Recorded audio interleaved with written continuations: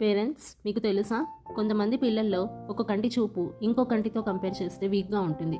ఈ కండిషన్నే ఆంబ్లియోపియా అంటారు. అదే సింపుల్ వర్డ్స్లో లేజీ ఐ అని అంటారు. ఇది కనుక కరెక్ట్ టైంలో ట్రీట్ చేయకపోతే ఆ కంటి చూపు జీవితాంతం బలహీనంగానే మిగిలిపోతుంది. ఈ ఆంబ్లియోపియా రావడానికి main reason uncorrected refractive errors. అంటే పిల్లలకి గ్లాసెస్ పవర్ ఉండి గ్లాసెస్ వాడకపోయినా, లేకపోతే ఇరెగ్యులర్గా వాడినా కానీ, లేకపోతే మెల్లకం నుండి అది కరెక్ట్ చేయకపోయినా, ఆర్ కొంతమంది పిల్లల్లో పుట్టుకతోనే క్యాటరాక్ట్ కానీ బ్లాకేజెస్ కానీ ఉండొచ్చు. అవి కనుక కరెక్ట్ చేయకపోయినా కానీ ఆంబ్లియోపియా వచ్చే అవకాశాలు ఉన్నాయి. నార్మల్గా పిల్లల విజన్ 7 to 8 years వరకు డెవలప్ అవుతుంది. సో ఈ ఏజ్లో ఏదైనా ప్రాబ్లం డిటెక్ట్ చేసి కరెక్ట్గా ట్రీట్మెంట్ ఇవ్వకపోతే ఏజ్ పెరిగాక ఎంత ట్రీట్మెంట్ ఇచ్చినా కానీ విజన్ అనేది ఇంప్రూవ్ చేయలేం. గుడ్ న్యూస్ ఏంటంటే ఎర్లీగా డిటెక్ట్ చేస్తే ఆంబ్లియోపియాకి ట్రీట్మెంట్ ఇవ్వచ్చు.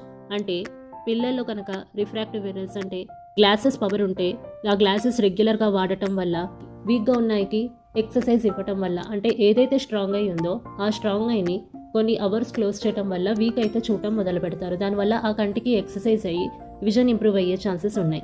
అండ్ కొన్ని రకాల విజన్ థెరపీస్తో ఇన్ కేస్ మెల్లకన్ను ఉంటే ఆ మెల్లకన్నుని కరెక్ట్ చేయడం వల్ల, ఆర్ క్యాటరాక్ట్ ఉంటే ఆ క్యాటరాక్ట్ని సర్జరీతో రిమూవ్ చేయడం వల్ల విజన్ అనేది ఇంప్రూవ్ అవుతుంది.